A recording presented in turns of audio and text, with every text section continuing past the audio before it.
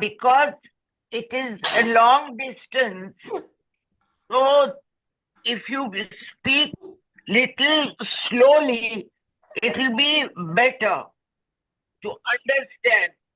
The regular speed of your discussion doesn't make any sense to me because I Okay, cannot hear it properly. okay, ma'am. So Yes, speak sure. slowly. Ji, madam. Ma'am, we'll all speak slowly. Yes.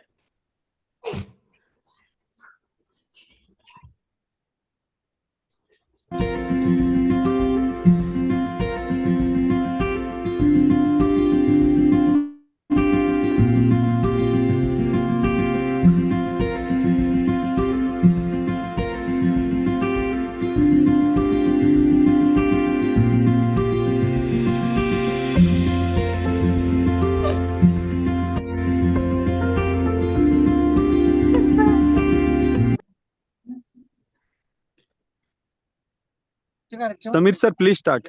Yes, yes. So thank you, dear Dr. Amol. And it is a proud privilege to welcome all of you. And I'd like to welcome our President of Maharashtra Academy of Pediatrics, Dr. Sanjay Bhau Pakmode, for his welcome address. Namaskar. Let me welcome you on the platform of the MAHAIP. सर्वप्रथम आजच्या ज्या guest आहेत Najma Heptulla madam, आज या कार्यक्रमाला उपस्थित आहे. त्याच्यामुळं महाआयपीच्या या प्लॅटफॉर्मवर एवढा मोठा व्यक्ती जॉईन होतोय आणि सोबतच जे पॅनलिस्ट आहेत ते सुद्धा खूप मोठी लोक आहेत. आणि आजचा हा विषय सुद्धा खूप आमच्या मॉडरेटरचा अगदी I जवळचा विषय. cannot understand what you are talking. A okay word of madam, okay madam. Sir, please I talk in welcome you. English. Yes. I'll welcome you, Najma no, madam. no, not English. Your speed is too fast. Okay, madam. Slow. Because I'm not sitting with you. Slow. Sorry, ma'am. Yes, Yes, ma'am. sorry, Understood. ma'am. Understood. Speak Okay, ma'am. slowly.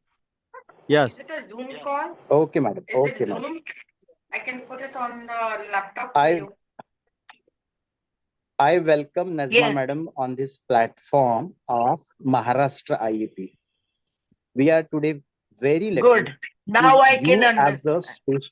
special guest on this MAHAIP platform with this incredible panel with the presence of Dr. Professor Swati Bhave madam and other panelists. Now today's topic is specially chosen for the lady pediatricians. And before this, we have completed the two topics of very important topics from the practicing pediatricians. So after getting the good response from those two topics, we are going today for the third episode of this Smart Pediatrician with Dr. Samir Dalwai in association with the MAHAIP. And today's topic is, do ladies pediatricians get a level playing field, breaking barriers and celebrating careers? Now, this is a very important topic, and I think our moderator, Dr. Samir Dalwai, was used to talk with me always on this particular topic. Because he got such an incredible panel, we today thought of arranging this particular episode on this date. And with the presence of Madam Nazma Heptullah. Madam has already worked with Mr. Modi in his first in the first tenure. Madam was a union minister at that time. So I welcome you on this platform, Madam, of this Maharashtra IEP. And I also welcome all the incredible panel with presence of Dr. Professor Swati Bhave, Madam, Rachna Das, Jolie, Madam, Vasudhara Rao, and with the baby, the Siri, Madam. I also welcome all the office bearers of CIP, our Secretary, Dynamic Secretary Amol, and all other office bearers of MAHAIP, and all the attendees, especially the lady pediatricians who are joining in the large number today to understand from all these stalwarts, in spite of all the sacrifices, what they have done the best in their life. And they are the role model people for us because they have achieved all the things in their life in spite of their family commitment, social commitment, research, and all other engagements, professional engagements. So with this, I hand over mic to Samit. Thank you so much, dear Dr. Sanjay, and a warm welcome, namaskar, to everybody today on this third episode of Smart Pediatrician on MAHAIP platform.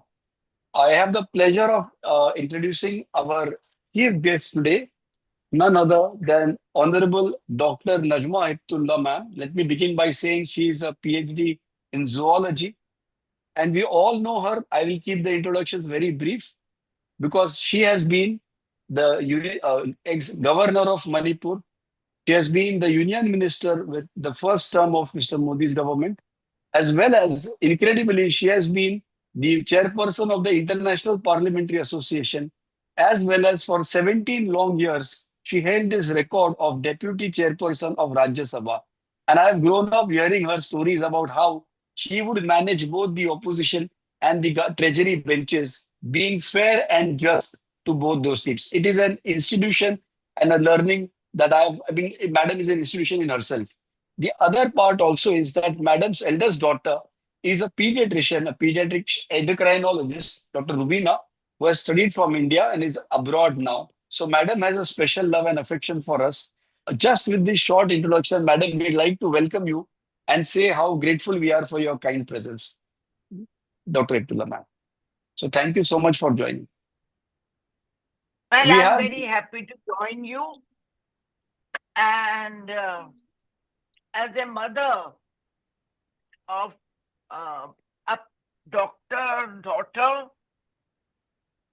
and she is a pediatric endocrinologist, Dr. Rubina, I knew how difficult it is, especially for women who are married with children, to continue the practice. Many a time when we were in a theater watching a movie or somewhere, and the emergency phone came and she had to leave. And when her children were small, it was a very difficult task for her to manage her career as well as her home and children. So I'm speaking from the point of view of women, working women. If you have read my book, you would know how I was working and focusing the problems of working women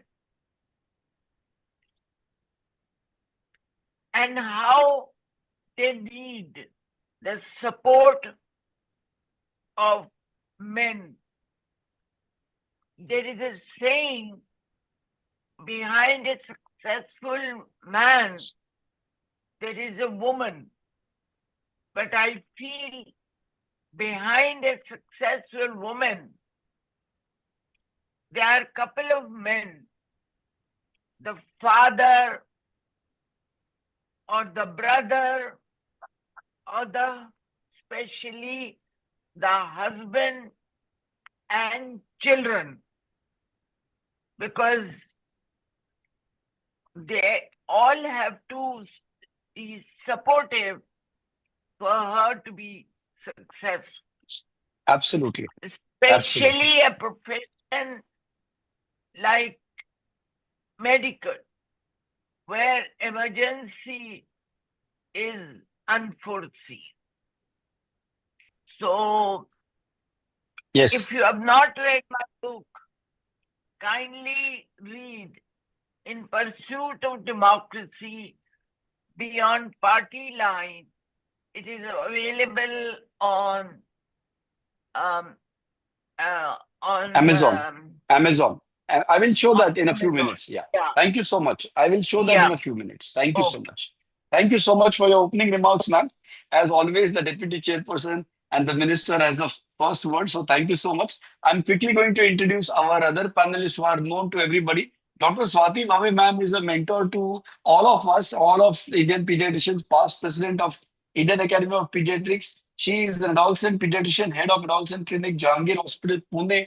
He is the person who has spearheaded this struggle, I would say, for giving the level playing field for lady pediatricians in IIP. And she is the founder of the adolescent medicine and so many other things. We'll hear her quickly. I move on to a round of applause for Swati ma'am to be here in spite of her health challenges, because this topic, she said she could not stay away. So thank you so much. I'd also like to welcome Dr. Rachna Das. Madam, are you there? I am not able to see. Rachna ma'am, are you there?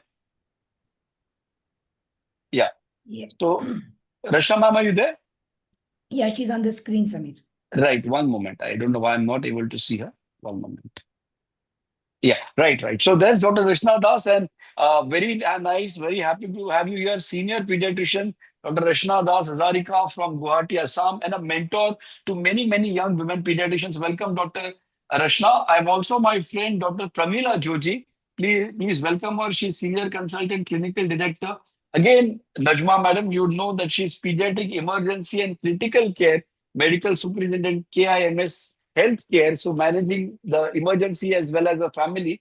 And finally, Dr. Siri, who is the youngest member, a 29-year-old lady pediatrician who has got married and now has a small baby she was just carrying in her arms a few minutes back. So welcome again to this panel. We are all going to discuss about the challenges lady pediatricians feel.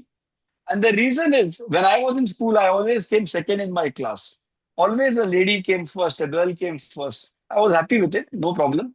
But I realized that till university level, even the gold medalists are the women colleagues. But unfortunately, after you come out to practice and you come out of academics, somehow the situation changes in a way, and our colleagues are often left a little out of the playing field. So the question today, ladies and gentlemen, we are not going to cry or lament. We are only going to think at, are there any prejudices that the men are putting in the way of the lady pediatricians? Because when a brilliant, talented person, man or woman, exits the system, it is not only harmful to them, it's harmful to the country because there is a loss of talent. So we'll begin with our youngest member, 29-year-old Dr. Siri Huvinahole from Tumkur, Karnataka. At 29, Dr. Siri, you are navigating two demanding roles. You are a new mother and a new pediatrician. And what has been the hardest part about balancing both, and what has helped you cope? So thank you for giving me this opportunity, and thank you for addressing such an important topic. The hardest part is actually what you saw just a few minutes back. It's having to navigate both profession and a baby or a family. So it comes at an emotional cost. The major challenge has been to address the fact that it is just not challenging for me, it is challenging for my son as well. It is emotionally challenging for him to address my absence, and how he will cope with that if I will be disturbing his secure attachment by going for my career. That has been the hardest part to be true. Then the rest about physical exhaustion, about managing time, about delegating chores, all of these comes, but the main challenge has been the emotional one. And how I cope with it, I am barely coping with it, as you can see. And I am hoping the many more senior lady pediatricians will give me more insight as to how I can cope with it. But some amount of planning and scheduling will work to some extent, and mainly family support, having my mother or my husband taking care of him and delegating chores to them has worked for me. That has been my coping strategies for now, sir. Thank you so much. But just a small correction. It's not only the lady pediatricians who should be supporting you, it's all the male, all your colleagues who should be supporting you. And I'll go directly to Dr. Swati Bhave, madam. Madam, you've been through this stage many years back. What would you advise colleagues, younger colleagues like Dr. Sri all across India who are watching? Sri, I'm 73 years old, And I went through this when I was 21 and 26, but I can still totally empathize with you. And we talk of the era of gender equality, equity, but a woman, as long as there is no scientific invention where you have an artificial uterus and a baby will be born through artificial uterus, we are going to bear the brunt and the main role of child rearing. And we talk of first 1,000 days. And you very rightly said the emotional connection. So pregnancy, lactation, and the early development, it is really emotionally very hard to be away from your baby. And there the role definitely comes of the family support. And as Madam Najma said, that behind every woman and every child bearing, there are mother-in-laws, mothers, family members, husband, grandfathers, grandmothers. So as they say, it takes a whole village to rear a child in Africa. So a woman who's fortunate to have a very close family, who's very understanding of her professional ambitions, who also understands the need of her doing the mother's role as well as not feeling guilty of going for her profession. I think the family support, of course, the spouse first and the rest of the family members, a woman who's fortunate to have this family support can balance the role of profession and a mother. But unfortunately, today, because I have mentored many, many IAP women in the last 40 years of my IAP, everybody does not have this family support. Some may be staying in a very nuclear family when both the couples are working. Leaving a child in a creche is a very heartbreaking thing, but that is what you have to do. So, women who don't have so much family support, or some women who are not that resilient to undergo both the roles, they find it emotionally very challenging. That do I become a mother first or do I do my profession first? And very often a woman chooses motherhood over profession and she lags behind because she finds that is more important at present. And so there are many, many women who are very brilliant, who are excellent in their career, but because they choose motherhood or they choose family responsibilities over their profession, they lag behind. But one thing I'll tell you, because I also lagged behind in the first 3 years of my marriage and baby, because I gave my motherhood the main preference. But if you have the merit, if you have the resilience, if you have support after that, you can make up for the lost years. So I think that women who are very young and with a child don't feel that I'll be losing a lot of my opportunities if I give time to my child, because time giving to a child is wonderful and you will always make up. Merit always will last. And if you're hardworking and you're in merit, you may lose some years, yes, but you can still make up, not to the extent which you wanted, not maybe 100% or 10 out of 10, but out of 7 out of 10 scale, you can certainly achieve your profession. Thank you, sir. Thank you so much. Thank you, madam. I think that was very succinct. Again, I'm going to jump and I apologize for having missed introducing somebody who's a very dear friend of mine, has been my student once, and now my colleague, Dr. Vasudha Rao from Bangalore. Dr. Vasudha Rao was doing her MD Pediatrics at JJ Hospital, Mumbai, where I was fortunate enough to know her, and she was working with us in the center. And then she went abroad to the Great Ormond Street Hospital in London, across the pond, and as they say, and she did her fellowship in pediatric hemato-oncology, and she's a pediatric hemato-oncologist at the Rainbow Children's Hospital, Bangalore, and doing great work in terms of bone marrows and so many bone marrow transplant and so many other things. But Vasudha is also a young mother of not just one, but two children. She has twins. So she's done her fellowship. So I want to come to you, Vasudha, and ask you, how did you decide to finish your fellowship first, then marriage, or first marriage, then fellowship, and then the kids? And now, how are you managing all of this? Dr. Vasudha Rao, Bangalore. Thank you so much, Dr. Sami, to have me on this esteemed panel. So it was not planned, as doctors, like I think The Dr. fellowship, CD the also, marriage, or the pregnancy? neither of them, all of them actually. Yeah. So the fellowship was not planned. Actually, my husband wanted to go to London to pursue his education, and I was just planning to tag along. But it so happened, unfortunately, that he didn't get to go because of some rules and regulations, and I got through. And actually had to do a long distance for about 2 years, which was completely unexpected.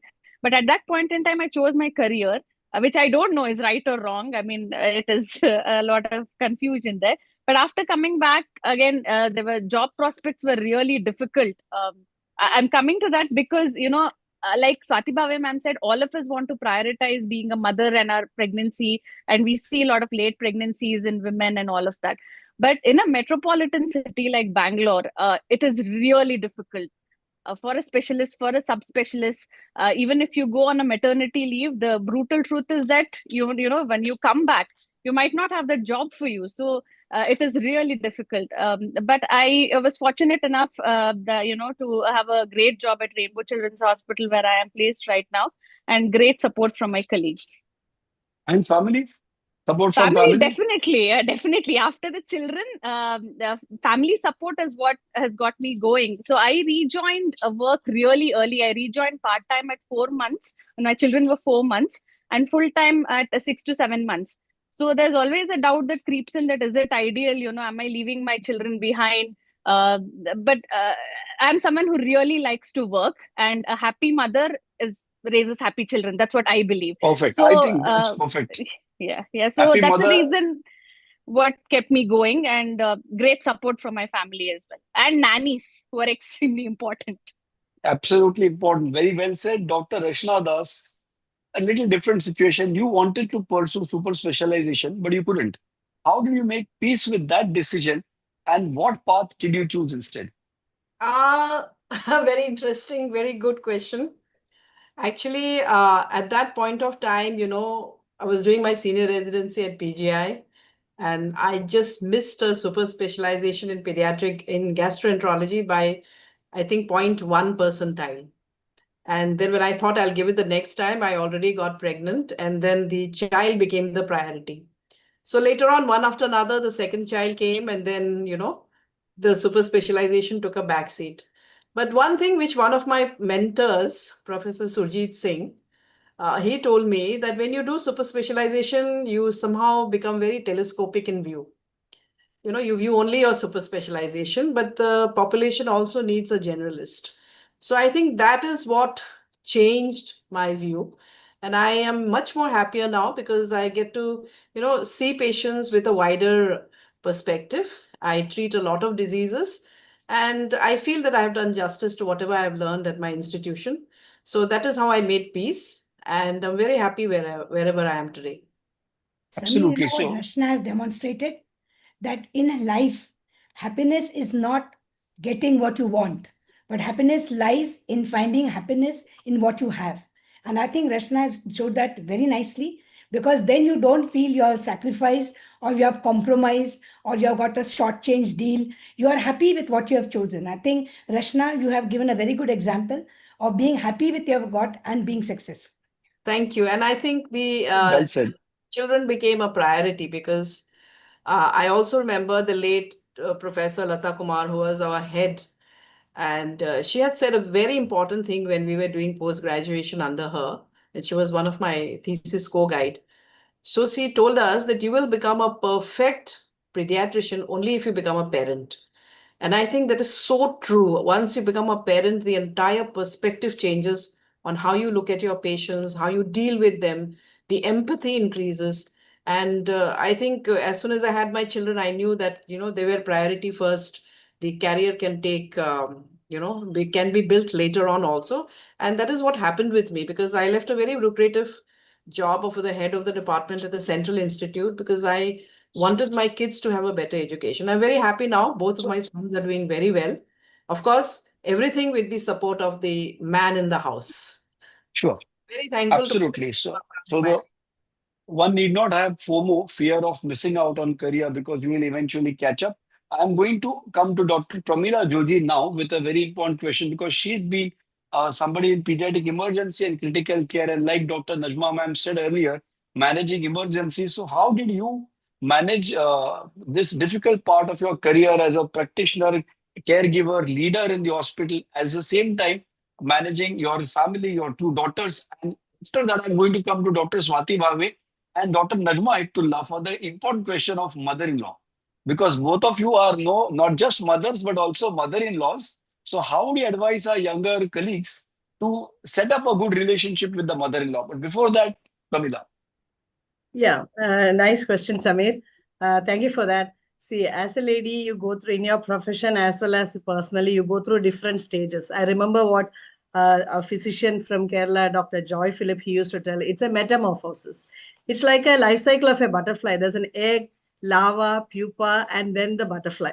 So as a student, you are an egg, like egg, and that phase you're okay. Your parents are there, supporting you. PG time is the worst. When I saw Siri with the kid, my first child was during my house urgency and the second during PG time. So you can imagine how difficult it was. So the support is very important. Your parents, your in-laws, your spouse, and the family is very important. And more important is your colleagues also. You can tide over the entire situation if you have a very well-balanced situation where both of us.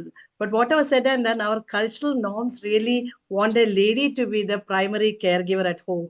And as Chetanwar says, in India, you don't marry a man, you marry the entire family.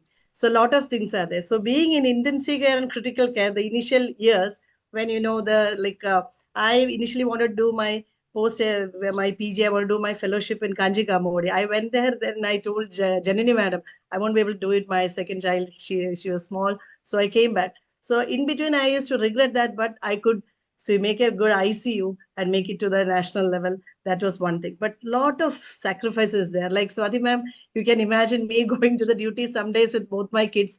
I'll put them in the launch, then attend my duty, come back in the morning with them. Those days were really tough. But I have a good colleague. Pramila, sorry to interrupt you. Did you find your male colleagues supporting you in this? Yeah, I never had an issue. No, I in my PG time also, when I was pregnant also, I still remember my friend Abraham and all, they used to take duties for me. Maybe because, and I never had any issue in SAT. Even I always remember my professor, Dr. Geeta. She was my thesis guide. She used to sit with me. She used to buy puffs and fruity for me and help me. That is, I was into 8 months of my pregnancy. So I was a little bit lucky all those time, though I had a tough time. So what I want to tell the younger generation is, it is difficult actually. It is difficult. Actually, it is difficult, especially unpredictable work hours. You have an emergency, you have to go back. That time your parent may be sick, your child may be sick, but you have to manage both. It is not an easy job, but you have to tide over it.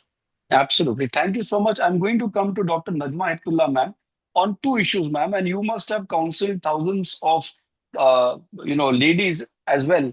You've been from a great family background from Maulana Abul Kalam's family, a huge big family, married into a huge big family, and you are a budding politician known across the country. How did you manage your equation with your family so that it actually helped in your profession as well? Can you guide our people? You see, I was listening to the whole conversation. For a working woman, it is very, very challenging to manage the home. Generally, I have noticed that men expect his wife to clean, to cook, to take care of the children. Apart from her work, when she comes back home and he comes back home from his job, he takes his shoes off, throws his socks and coat somewhere and expect a cup of hot tea. But he doesn't realize that his wife was also working, that she needed support.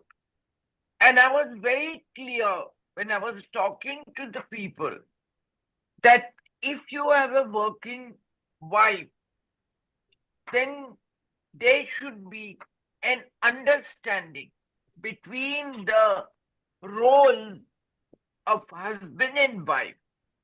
He should also take some responsibility of the household, as the wife also is working and earning and going out of the house. So this thing the man should understand, and man's family should understand. In our country, it is a joint family system. Abroad, it is between a husband and wife. And in a joint family system, the mother-in-law, the sister-in-law, the father-in-law, too many in-laws a woman has to deal. So I have always told the people that everybody should play a role and be supportive to a working women. All professions are demanding, but a medical profession is very demanding because of the emergencies that can occur and you cannot help. When I was also working, I was teaching in the, before I got married, I was teaching. And when I got married, I did not work till my kids were small. I joined active politics or accepted the seat in the parliament only when my children was little bigger. But my husband was extremely supportive. And as I was had to live in Delhi for the parliament, it was my husband who took care of the children. Of course, in India we get help, but it is the father, in the absence of the mother, takes the responsibility of both the roles. True. So it is the understanding for men to accommodate a working woman. I remember I was talking to Indira Gandhi once, and she said, your children are your first responsibility because you have brought them in this world and you have to give time to them. The work can delay, but the first responsibility is towards your children. And that was a motto that I always had in my life, and I told others also. True. Absolutely. When I joined international politics, I not only had to be away from home, but I had to travel other countries, almost all over the world. And in this absence, it was my husband who took care of my children. I was not living with my in-laws.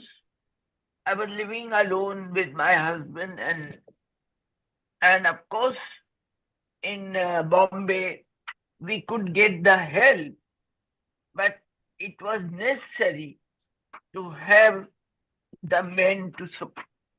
Absolutely. The main in producing a child, both men and women play a role. So why it is expected that only a woman should bring up the child?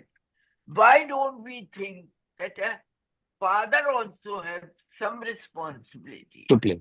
in bringing up the children? That makes a healthy relation and produce a better children in their future life. Absolutely. If both of them work together. Yeah. Right. Thank you so much. And it's actually transgenerational because that's what the children will see when they grow up. So thank you so much, ma'am. Dr. Bhave, ma'am, I'd just like to quickly ask you, what happens if the husband or the in-laws are not that supportive? And it might be so, unfortunately, in some cases. How do you tell our colleagues to set up that equation where they can get their spouse and their in-laws to be supportive? And if they are not supportive, what can they do?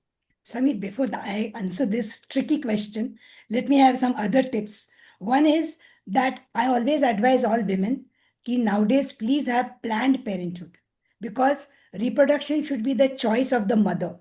And instead of getting a baby just unexpected, plan the pregnancy and plan the baby at a time when it least damages your career.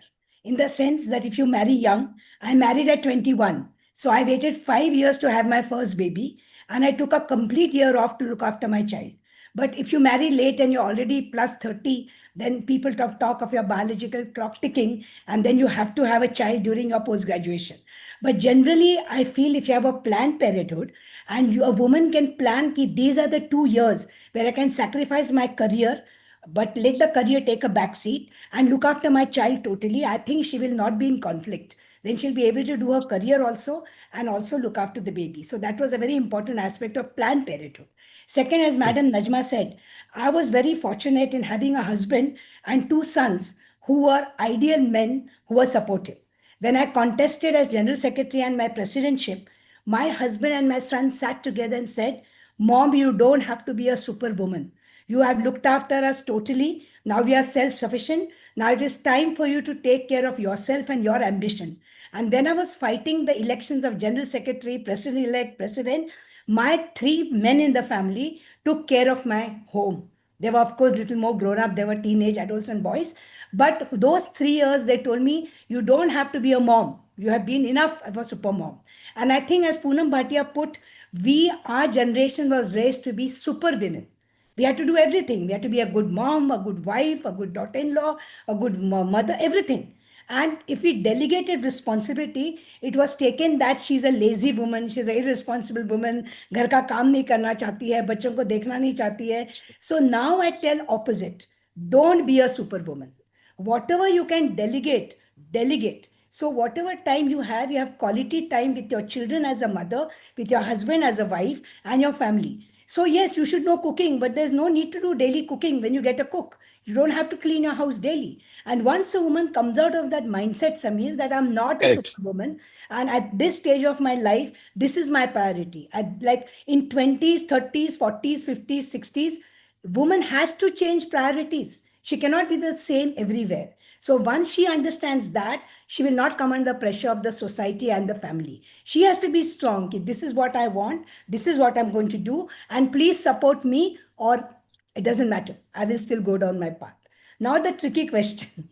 Now, Mother-in-law. so I always, Mother-in-law. yeah. So what happens is, last 20 years, I'm doing a lot of young adult counseling, that is 20 to 35. And I'm doing premarital counseling, I'm doing divorce counseling, and I'm doing all counselings of marital relationships.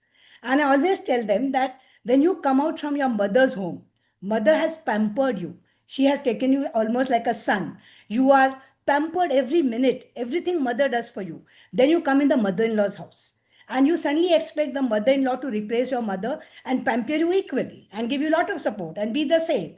And if she's not, then you complain to your husband and you start fighting with her. What you have to understand, that this is a new relationship.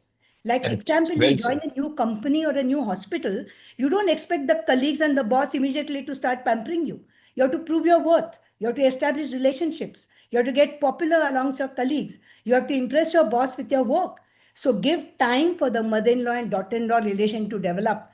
Work on it. And remember, your mother and your husband have been together for 30, 35 years. They have a very close bond. You have just come into that life. And you can't break that 35-year of bond and expect your husband to immediately replace you with the mother. So go very slow. Your husband is still loving you. He's still your husband. But don't make him choose between you and your mother. And if you can very nicely establish this loving relationship with your mother-in-law, 90% of mother-in-laws today are ready to accept the daughter-in-law as their daughter. But it doesn't come overnight. You have to work for it. I'm sure in the first 5 years of marriage, if you put in enough love into the new family you have gone on, the family will love you and you'll really become the daughter of the family. So I think it just depends, because two women, when they get together, I was very close to my mother-in-law. Fortunately, I'm very close to both my daughter-in-laws, but it's a bilateral relationship. It has to be nurtured. You have to work on it. And women should never fight with each other. They should be strength for each other. And the two women team, a mother and daughter in team, it is far stronger than any man's support. So whether it's a mother or a mother-in-law, make a team with your mother. Forget the in-law. Just make a team with the woman of the house, Wow. work together, and you'll have dividends. And if you're not Lovely. fighting with your mother-in-law, your husband will love you more, obviously, because he's not getting sandwiched between the mother and the wife, whom he really wants to love equally. Okay. Very well said, madam. I think remove the in-law part of it and stick to the mom. And that's going to have amazing, amazing, very nicely said. Dr. Siri, I'm going to come to you quickly. Now you're in the, yes, Madam Hemtullah ma'am, Najma ma'am. You know, this word in English, in-law, is very wrong. I remember a movie which I had seen in which a very famous senior leader, actor, had said, कानून की बेटी, daughter in law. ये क्या है? हमारे यहाँ बेटी बेटी होती है, बहू भी बेटी होती है, सास भी माँ होती है. ये इन लॉ जो अंग्रेजी से आया है, that is a very wrong word. So we should not use this word. I had very good relations with my family, but I was living alone. We were living upstairs, downstairs. I even had my husband's grandmother. So I used to cook the food of her choice and send it up for her so that she can enjoy. She was very old. So things that she will like or she can digest, I used to do that. So नए घर में आती है लड़की. She comes to a new house. His in-laws should also accept that it takes some time, as the previous speaker said, to adjust to new circumstances. In my case, not only the town was different, but I didn't know the language. I knew English, Urdu, Hindi, but not Gujarati. And my husband's family spoke Gujarati. So I had to learn the language. I didn't know Marathi. The servants were speaking Marathi. And my in-laws were understanding Marathi. So I had to learn Marathi. It takes some time. I'll tell you a joke which happened with me. My mother-in-law used to tell the cook, chai no pani muki do. Matlab, put the water on fire for tea. Baby a school muki do. That take the baby to the school. And I used to wonder, what is this word mukido? Every time my mother-in-law is using. So I wrote it down and I asked my husband, what is the meaning of mukido? Because mummy is using it to send the girl to the school, to keep the water for tea. What is the meaning of it? So he explained to me, Mukido means Ragdu. So it takes some time. Right. If there are marriages which are across the region, language, culture, or community. Even more difficult. And it is always accepted or expected that a woman should learn. Why not? There should be a partnership between men and women in every aspect of life. Absolutely. Then a marriage Only then becomes successful, and the children who are born are normal children. True. They understand if the husband and wife do not argue every time or fight on issues. So it is always give and take. Absolutely. In life. Absolutely. Thank you so much. Thank you so much. This is the experience of my entire life. Working nationally, internationally, and in very challenging jobs. Thank you so much. Thank you so much. Dr. Siri, I'm going to come to a very practical question. Now, with this kind of break because of the maternity situation, do you think IAP or your colleagues or the medical colleges, whatever, what role are they playing in keeping you updated? Or let me ask you the other way around. Do you feel that you're missing out on being in touch with your subject? And then I'll come to Dr. Vasudha, Dr. Pramila, Dr. Rachna. How IAP as an organization can look at supporting our colleagues during their maternity period so they don't feel that they have missed out in this part about academics and clinical work. Siri, quickly from you. Sir, actually, IAP has been a great support throughout this time, and it has. I just messaged you, I think, randomly, and you replied to me. And since then, I've had so much support from you, and I've also had a few conversations with Atanu Batra sir, and he also has been giving me a lot of opportunities. During the initial years of motherhood, I feel like it's not just the time; it's the time as per a schedule. So you do have time when you put your baby to sleep, and when somebody else is handling your child. So during that time, you can utilize it very well, in fact, to update ourselves. I feel like I've been learning more about pediatrics after I've become a mother than before. I feel like being a mother makes you a better pediatrician, and being a pediatrician makes you a better mother. You sort of Lovely. start viewing the entire family picture, and you understand the family dynamics, and you have more empathy towards your patient, especially the mothers, because I would always see the child because I was a pediatrician, but now I see the mother and the son, or mother and the child, as a True. dyad. So that has really helped, and I think I feel like this is the best on-field fellowship I could do since I had a Wow. child. So it Very, has really helped me. very, very nice. Very well said. Dr. Vasudha, you are a super specialist. Okay. Do you think if you had stayed away for 1 year, would you feel that the specialty has moved so far away that you can't catch up with it? I really wanted to answer this honestly. So honestly, I think yes, because in every specialty, there's so much of advances going on Yeah, every single day that you really feel completely out of touch. I feel in this aspect, one thing that could really help is mentorship. There are, like, we heard such fantastic women talking about their experience. They have such rich experience. So it really helps if you have a mentor, you're paired with a mentor in your field or in your subspecialty, which can really help.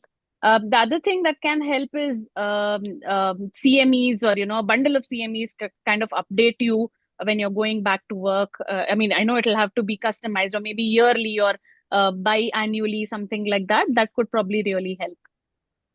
absolutely. I think IIP, and that's what I would try to push. I would like to should develop a special package or some kind of academics to keep a lady during her pregnancy and maternity updated at home. There should be specific programs designed for this. Dr. Pramila, you've been such an academician, and then I'll come to Dr. Rashna about it. What do you think specifically can the organization do to keep the mother updated and not lose her confidence? Yeah, that's very important. Like Siri said, all this, when you're a young mother, you feel like you are outdated because a lot of updates, you are not participating in the CMEs, you are in the middle of the PG, your course is getting extended. First and foremost, an institutional level and organizational level, the maternity leaves. In the government sector, it is 6 months, and some IT, they give almost 1 year. So being a pediatrician, the most important thing is taking care of your own child. That's very, very important. So every pediatrician should actually get time to take care of your child. Remember my colleague Neetu, she, being a private institution, she said, no, I'll take care of my child. She almost took leave for 8 months. So if you break your career also, it's okay. For me, like I did my PG little late. I had 2 kids, and during the second kid, it's okay. But later you can, do well and come up in your career. Career is there always. But I think it's always better to have children early. That's my norm. In Kerala, it's like that. You get married. My Absolutely. first kid was in 24. So what you give to them, you get back. Now I am 53. I'm getting it back from my daughter. They are carrying me a lot now. And Wow. Samir knows my daughters. So elder one is 28. And, she's carrying me like anything. So that part, I don't know, I'm little different thinking. If you break your career also, it's okay. Your children are your first priority. Your career will follow you if you do good. Absolutely. Dr. Rashna ma'am, do you think we can do something in terms of maternity pediatrics, in terms of academics? Yeah, I think that is a very important part of the continuing medical education, because I remember when I had my first child and I was on full maternity leave, I somehow, used to get jitters. That will I remember whatever I read and practiced? And then I had my seniors like Professor Jayashree Mulidharan and Amita Trehan. They were assistant professors that time, and they used to say, forget it, you take care of your baby. Whatever is there in your brain is just going to come back, as soon as you start seeing patients again. And it really happened. Yeah. So it is not, you are just replacing a part of your brain, for temporarily with something else for your kid. So that thing is always there. Whatever knowledge you have, practical experience you have is going to help you when you again rejoin practice. But I think IAP is already doing a lot of programs, CMEs. In fact, nowadays we don't have time to attend all programs. But if it's a young pediatrician who has got into a maternity leave, then probably it would be a good idea to have some kind of CME activities which focus on, because we think that as pediatricians, we know everything about pediatrics as soon as we pass out, but that's not true. In fact, the nuances of bringing up a child, even in fact, simple issues like breastfeeding, complementary feeding, we don't actually read everything about it. So I think those little things, starting from taking care of yourself, your nutrition, your physical activity, then taking care of breastfeeding in your child. How do you manage when you go for work? And then about the complementary feeding. I think those things will come first. And then later on, I think child development part is very, very important. Very important. Very Absolutely. important, because we as pediatricians are learning so many new things now regarding child development, and with the, added problems of autism, ADHD, we Yeah. don't get to read everything during our 3 years of residency. So I think these small topics, and they should not be very extensive, because if you make a mother, come away from her child for more than an hour, it's going to be, less True. effective. So maybe small snippets, maybe half an hour program with small topics is going to be very, very useful for these upcoming pediatricians who are becoming parents. Not only the women, I think even the men who are become fathers, they also should be exposed to this kind of an education. That's what I So think. the amazing point you're saying is for pregnancy and maternity, it is one, how to take care of your baby. Even that could be something that is added on, as well as how do you stay in touch with your subject and specialty. Dr. Vasudha, just like you to come in. Dr. Samir, I just wanted to add here that somewhere in between, we lose the balance. So I think how to keep ourselves calm, how to, compromise and still not feel bad, how to do the balancing act. I think those kind of things are also very important. Absolutely. Absolutely. Dr. Vasudha? I just want to add one point. So I think the mentorship program really helps if you're paired. Like, when you have just delivered a baby, you are, you have so many thoughts in your mind. Are you looking after the baby properly? Where the CMEs at Rashna ma'am can really help. It's completely different thought process when it's your baby, and you end up doing everything wrong in your mind. So that's one thing. So if you can just call up your senior mentor and say that, madam, this is a problem I'm facing, either career-wise or personally, it will go a long way in restoring some balance to the lady pediatrician or any working lady, I feel. So a mentorship program for our colleagues during their pregnancy and maternity, I think that's a wonderful thing, Swati ma'am. We must take that up. But I'm going to come to you with a very specific question. Some of our lady colleagues are married not to doctors. In fact, they are married to bankers or like you, IAS officers who are always getting transferred. And you are in Pune, Mumbai, Delhi, Mumbai, Pune. How did you manage your career? Because one of our speakers said that when you come out in private practice after an MD, you establish your practice, get approved it 2 years later after marriage, you go to a new place without it being your fault. You're seen as an outsider. You managed to bridge this. How did you do that? Okay, let me put the first principle that you must have clarity of thought of what you want in life. So once you marry an IS officer, you have to then decide that is your career going to be as much as another doctor who's staying in one place and fully focused on a career. So once you have this, I decided for me marrying my husband, because we had a love marriage, he was 18 years old and I was 15 years old when we met. So for me, staying with him was far more important than going through my career. And I decided that wherever we go, I will establish myself again. It was a challenge, but it didn't matter. But I will not stay away from him. So wherever I went, I worked in 4 medical colleges. I worked in 5 corporate hospitals. I worked in USA and 5 cities in India.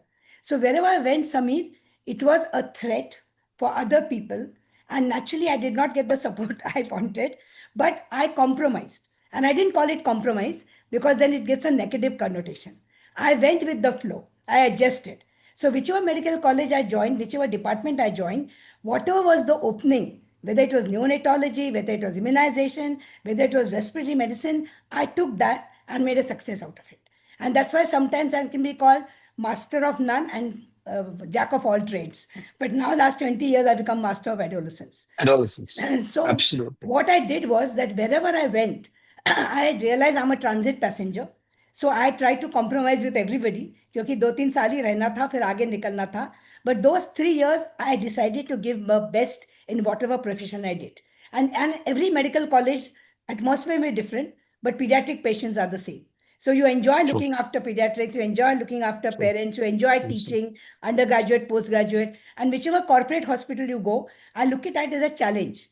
Delhi patients are quite different from Bombay and Pune patients. Nagpur patients are quite different from Nasik. So instead of looking at it as a difficulty, I took it as a challenge. And that is why I think Lovely. I have learned so many different cultures, so many different socio-economic group, and all this has enriched me. So I never looked at it कि क्या हो रहा है, मेरे को बार बार छोड़ना पड़ रहा है. I used to say God has given me an opportunity to be in so many cities, in so many hospitals and so many medical colleges, and I'm an enriched person.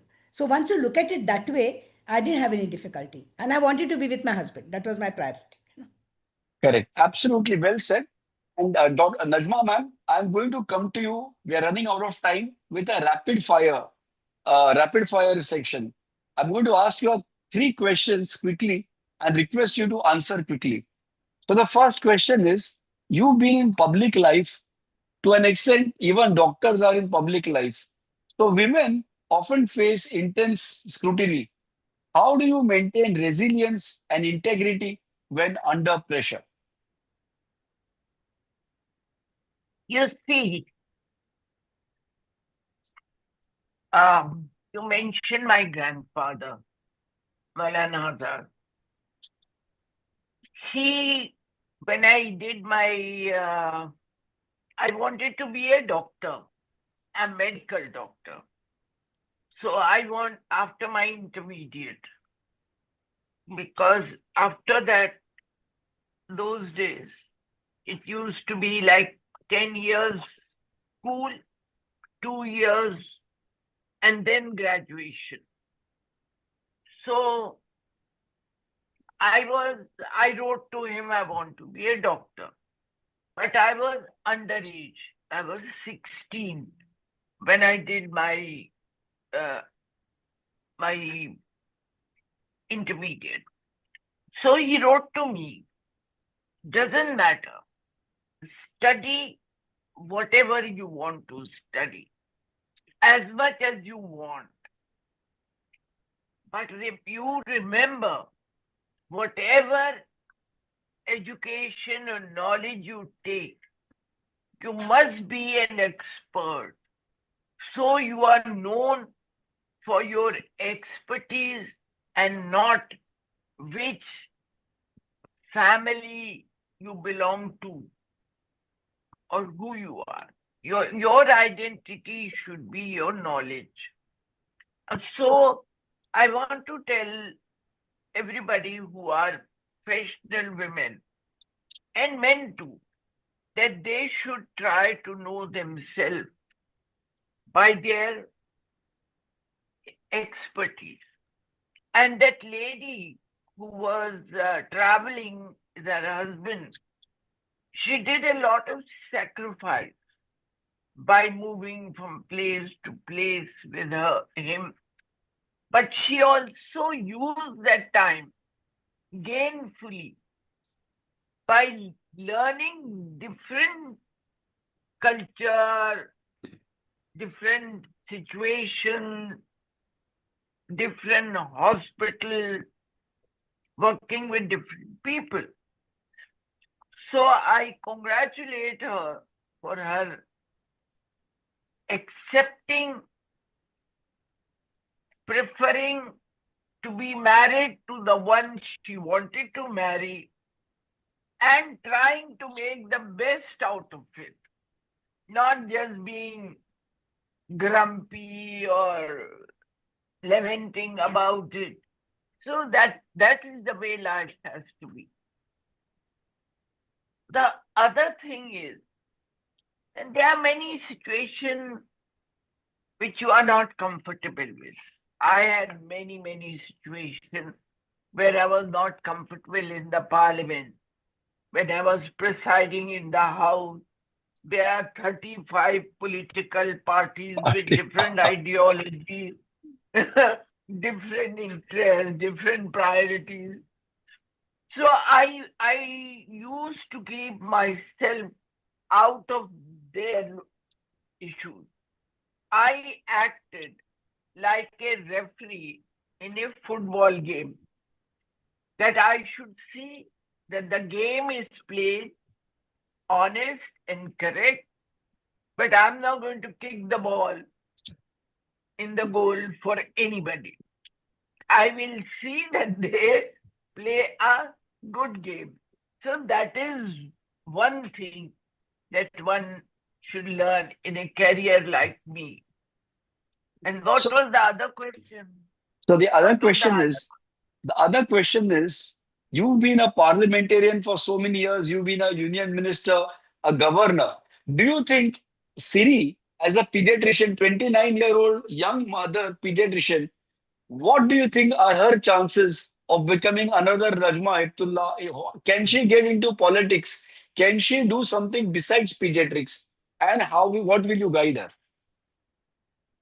If she wants, if there is a will, there is always a way.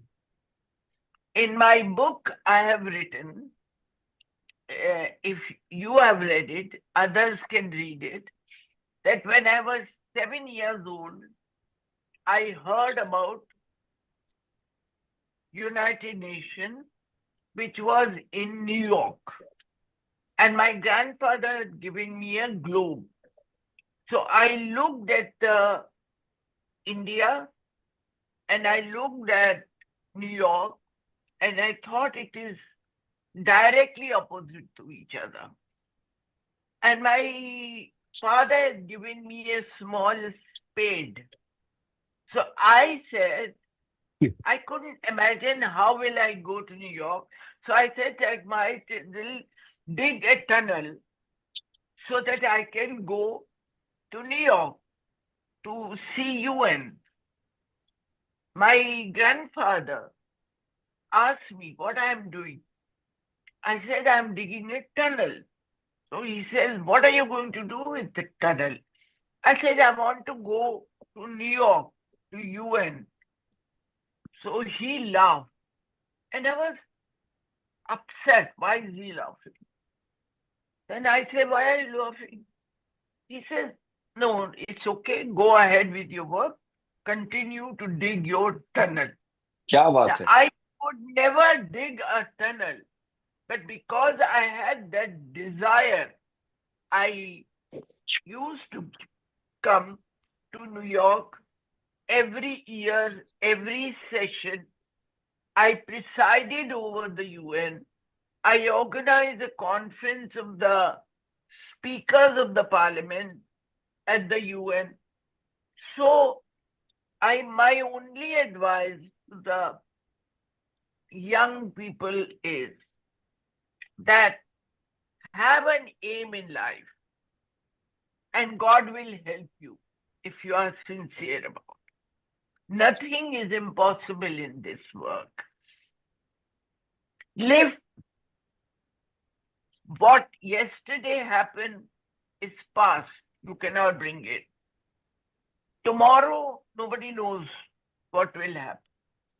Today is the day when you are living. So live for today. Do as much as you can. Help as many people you can.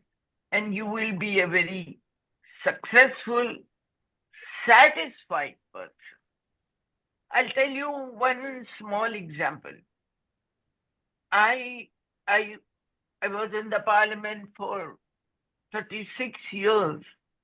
One day I came out of my car and went into the lobby, and I saw a little child sitting on we call it the tak, kind of a place in the wall. And his mother was doing some cleaning work. So I said, why you have kept the child over there? She said, ma'am, where can I leave him? So I just put him there. That made me to think that the parliament need a creche. There are women also working over there, and they need this support.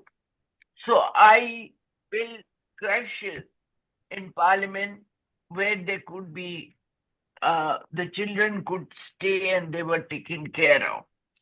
I know that you know as a doctor and all your friends know as a doctor, breastfeeding is the best for the growth of a child. Not only the milk of the child has got all the nutrients which a newborn baby needs, but it also helps the mother to pull her stomach muscles and everything in.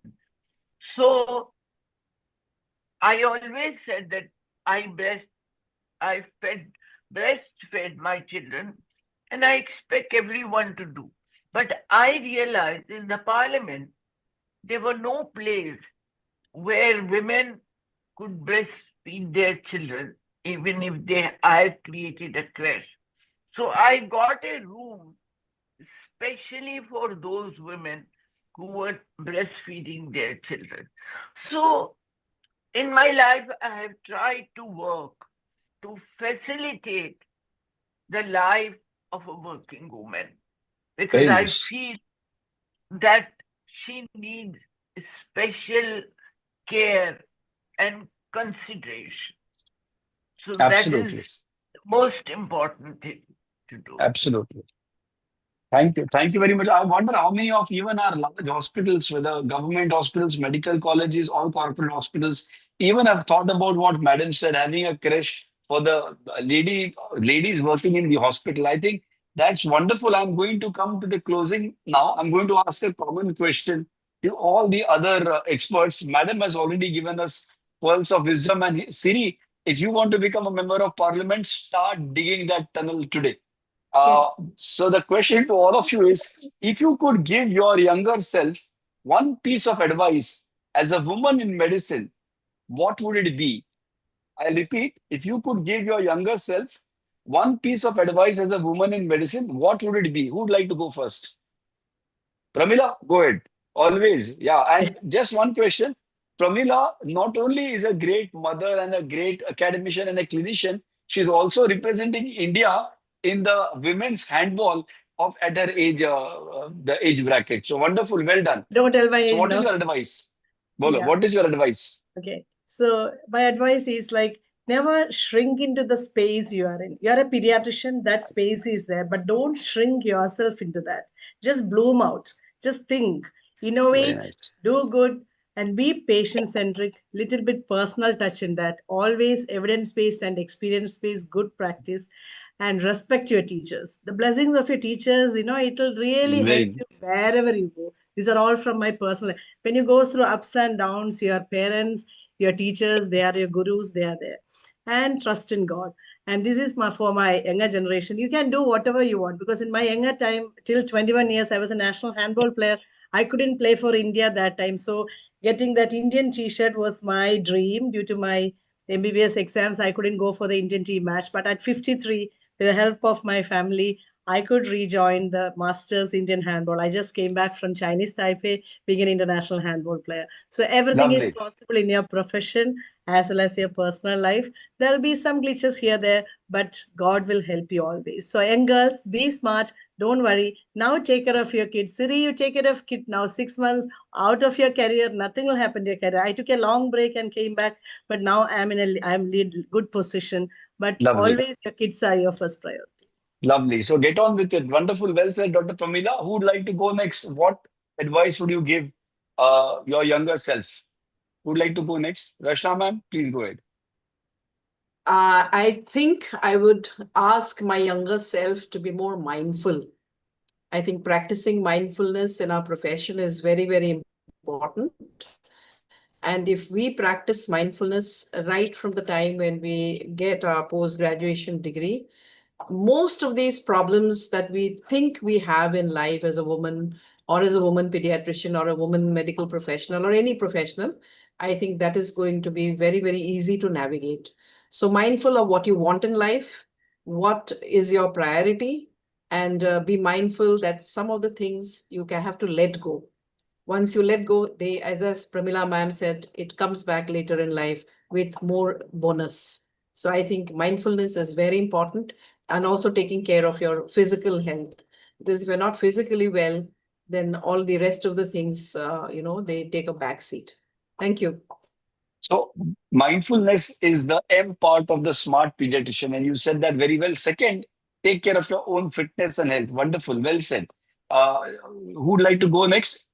We have Siri and Vasudha, and then we'll close with Dr. Swati ma'am. Siri, advice to your younger self? The younger self. So I think it is very necessary to do what is important to us, and eventually people who love us and who are important to us will mold themselves to the situation, including our kids. Lovely. Well said. Lovely. Dr. Vasudha, and then we'll come to Dr. Swati Bhave ma'am, and then we'll open the house. But of course, Dr. Swati ma'am has to leave, and Najma ma'am also, we've kept her for more than an hour, a member of parliament and such a great lady. So thank you. But quickly, Dr. Vasudha, what would be the advice you'd give, one piece of advice to a women in medicine, your younger self? So you don't have to be a superwoman. I think one of our esteemed panelists said it. That makes so much sense. Few days you're not going to have anything together, and few days everything is going to work out for you. So I think we all need to realize that, and that it's an act of balance at the end. So yeah, that's one piece of advice I'd like to give my younger self. Lovely. So nothing is going to be a flat curve. It's always going to be a sinus curve. What goes up will come down. What's down will go up. And then finally, we come to Dr. Swati ma'am for not just your younger advice to a younger self, but also a kind of a roundup today. And also, I'd like you, on our behalf of IIP, to thank Najma ma'am before we close. Sure.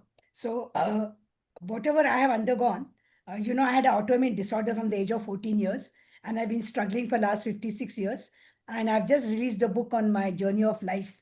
It is in Marathi, and those who want to read it, please contact me. I've explained all my struggles and all what I have done with a lot of advice.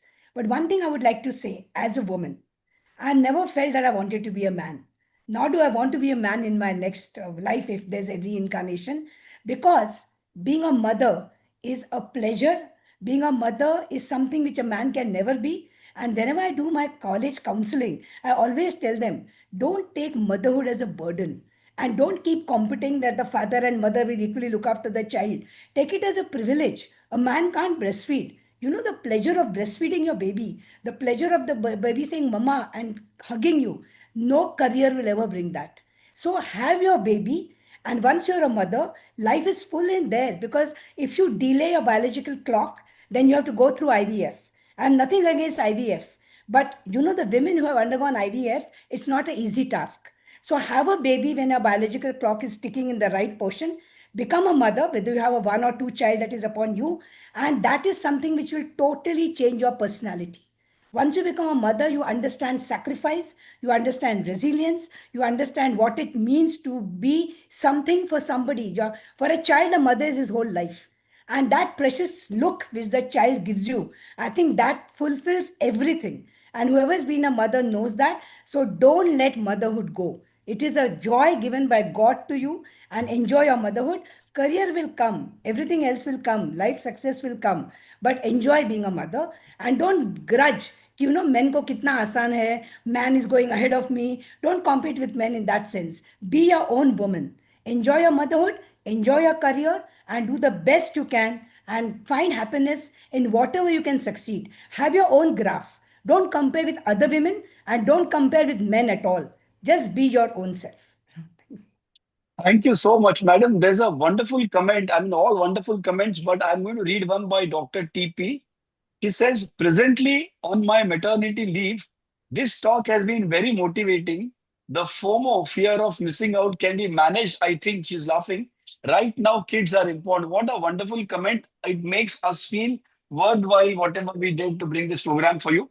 And so, something on behalf of IAP, we have such a distinguished guest. So, as on behalf of all the 50,000 pediatricians, would request you to thank Dr. Najma Aitullah. Swati ma'am, Yes. just a few words from you to Ma'am thank her. Najma, I've always read a lot about you. I've always respected you. And I really hands off to you managing the parliamentarians and seeing the parliamentarians now. It is televised. We didn't know it before. Now we can see on TV. And ma'am, hats off. You managed to be a speaker and manage this so beautifully over the years. That just shows the respect you had and how people listened to you and you could keep them under control. And it was really wonderful hearing what all you did. And it was a pleasure and honor, ma'am, to be a panelist with you. And thank you so much on behalf of IAP, because we pediatricians, lady pediatricians, require an inspiring woman like you, that where a woman can reach, where there's a will and there's a way. So, ma'am, naman to you, and we really enjoyed having you. I'm Thank very you. happy to be part of this discussion. My daughter is also a pediatrician and she's practicing in New York, running 2 centers. And I know how difficult the life was. And I understand one should be one's own self, not to compare yourself to a man. I'm proud that I'm a woman. I have the privilege to bring the next generation in life. And I am happy whatever God has given to me. Life could have been more difficult, perhaps. But whatever comes, face it. Yesterday is gone. Tomorrow is not seen. Live for today. Do your best. Help people. As a doctor, you are doing a great service to humanity. Hats off to you. I wish I was a doctor also. I am a doctor, but not the medical doctor. Ma'am, you have given a wonderful I can pediatrician, so you understand. are a mother Yes. of a pediatrician. Yes, And we yes. respect you for that. Absolutely. Thank Absolutely. you. Thank you, ma'am. Thank So Thank kind you. of you. Madam is in Chicago and she managed to manage her time and to be part of this. So grateful to you. If all of you give me an opportunity to have another program like this, trust me, we can have 3 hours on the stories Najma ma'am has to talk about Parliament. It'll be a bit censored, I'm sure, but you should have. I mean, I have the privilege to listen to her stories of Parliament that she will tell you. That will be really wonderful, ma'am. Yes. Enjoy listening to it. Please read my book. Yeah, I'll definitely read your I book. definitely will read. Definitely. Thank And you so let me much. know how you feel about Sure, it. ma'am. Sure. Thank you. So I'm going to be very grateful and thanks Najma ma'am, of course, and our own dear Dr. Swati Bhave ma'am, without whom this program would not have been Yes, possible. She has so many things lined up this whole week, and she kept saying that she would leave at 9:30. But I know wo dil atka hua hai with all of us here, and I knew she would not leave before that. So, ma'am, thanks a lot. Dr. Pramila, you are always busy with critical care and emergency medicine, but you spend so much time with us. My dear Vasudha was here again, managing her practice, and there she is in the car with her 2 little tiny tots. So, Vasudha, thanks. Vasudha was the one who really helped me compile this program together. And of course, Dr. Rashna Das, she was just busy in traffic, managed to make it. But your calm, smiling presence, as always, is very charming and useful. And finally, our dear Siri, who's there with a little small baby, and she really managed to make the show great. So quickly, anybody has any other comments? We'd like to take them. And of course, the whole idea is that IAP should do something for our colleagues. Yes. I want to specially thank Najma madam because as a child, we grew up looking up to her. And her presence was so powerful, in the parliament, whenever she used to come, whenever we had television in 80s, we used to see her. And it was inspiring to see a woman up there doing so much among all the men. So I feel she was the odd man out in the entire group of men. And Samir, sometimes when you go for rounds, I'm sure it's with everyone, instead of being addressed as ma'am, they always call us sir. So, Yeah. so we are again becoming the odd man out, but it's always and I agree with Swati ma'am, always a woman, because we have so much, opportunities given by the Almighty to us. So Najma ma'am, thank you so much. I never imagined in my life that I would share a platform with you. Thank you very much, Samir, for giving the opportunity. And thank you, ma'am. And to all Thank other. you. I'll tell you a joke. Can I tell you a joke? Yes, Yes, ma'am. You know, Ashok Sen was a minister for law, a very, very eminent lawyer. So he was talking in the house and he was calling me sir. So I pointed out, Mr. Ashok Sen, I'm a woman, I'm a lady. So he said, madam, in the other house, I forget and call the speaker, my lord. Then I told, I hope, Mr. Sen, you are not going to call me lady. and everybody started laughing and the atmosphere was better. One thing which has helped my life, when Rajiv Gandhi asked me, when he was asking me to be deputy chairman, he said, how will you run the house?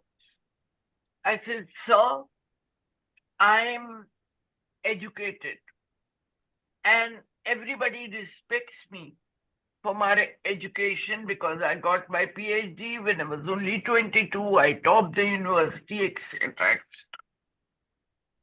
And there are other qualifications.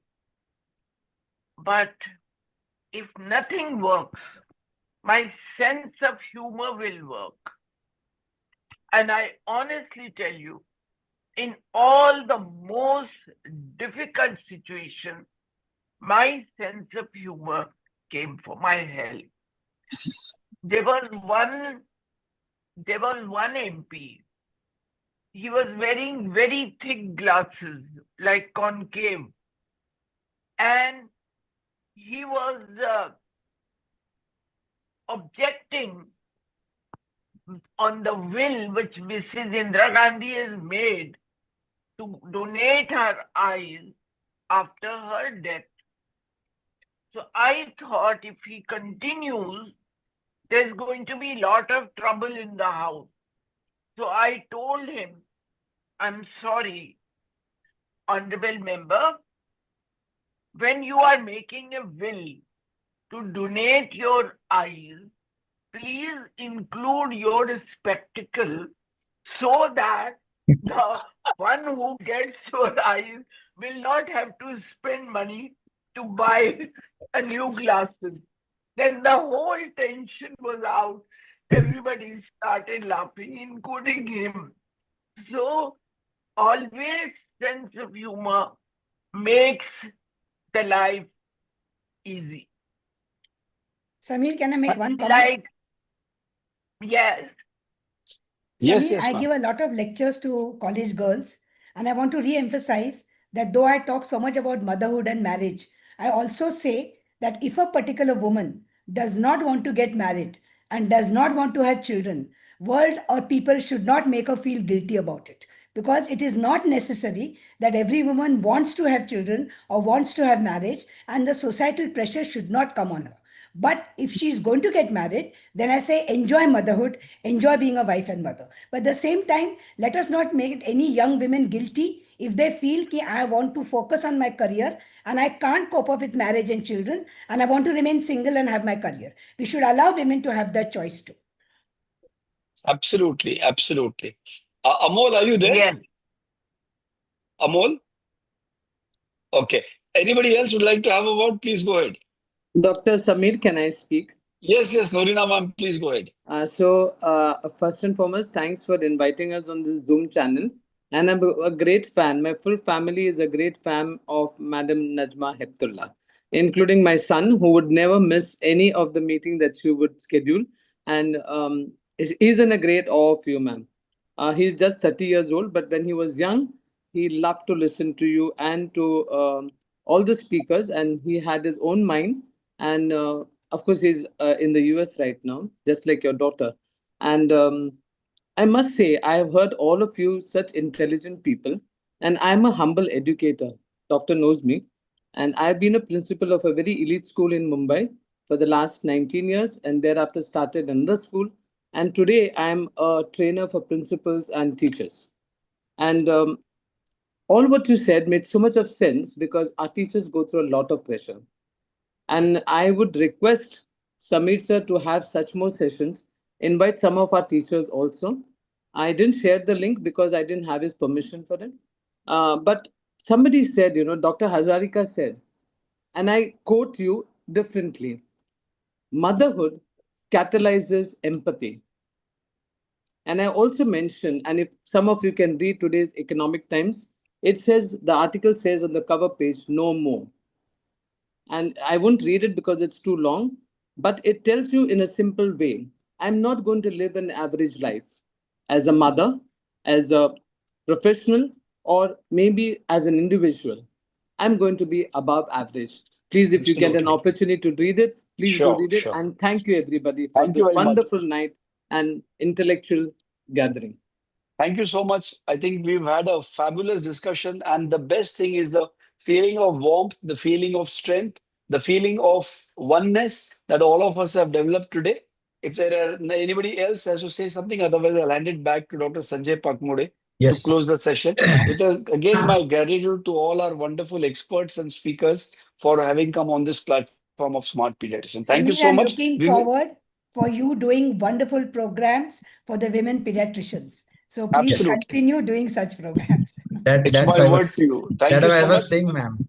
Sir was 2 weeks later, Sanjay Vaikas, 2 minutes later, 2 weeks later, we are going to come with the next episode of Smart Pediatrician on how we use artificial intelligence, AI, in pediatric practice. Dr. Sanjay, over to you.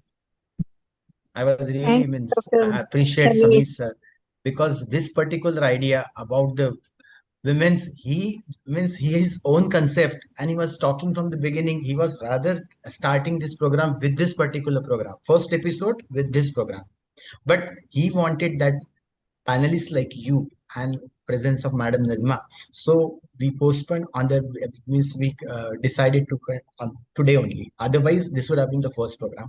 And I always appreciate he was telling when we were in the gathering. I really believe how they manage this all this family life, social life, their professional life, and then absenteeism for a few months and then rejoining, and then but I was wondering how he was thinking on that particular line. So hats up to you, sir. So thinking such a wonderful thing for all the females. And I hope all from these stalwarts, all the attendees, especially the female doctors, the lady pediatricians, they might be thinking ki everybody said they are nowhere less than. So I think rather we salute all of you because you are doing the amazing job, because you are keeping the family together. And with this, I think they are such a people who feel their life is a very complete one.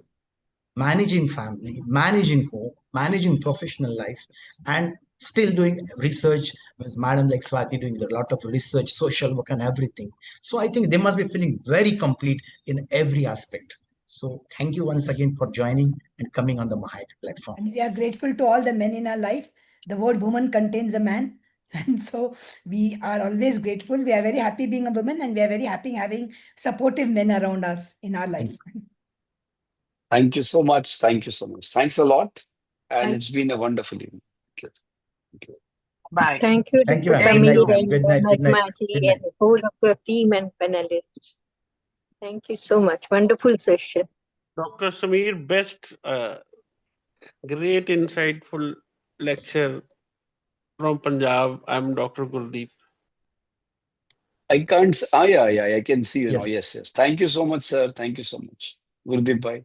Dr. Bharti ma'am. Thank you so much. Wonderful Thank session. You, thank you so much.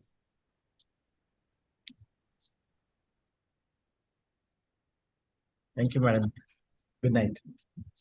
Good night. Bye. Good night. Good night. Thank you, ma'am.